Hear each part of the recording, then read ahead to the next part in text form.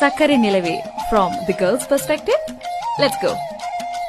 காதல் என்ற ஒன்று அது கடவுள் அல்ல, ஒருவர் மட்டும் உணர்ந்தால் அது பொருளே இல்லை. காயம் தந்தேன் என்றால் ஒரு குழந்தை போல என்னுள் என்னவென்று இங்கு அறிவாரில்லை.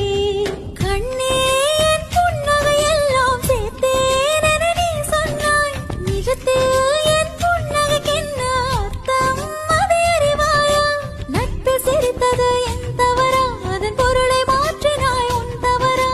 அருகில் வந்தது என் தவறா, நம் உறவை மாற்றினாய் உன் தவறா? என் எண்ணம் என்றும் தவறாய் புரியும் மாண்புள்ளம் புரியா புதிரா கவிதை பாடிடவில்லை, காதல் பேச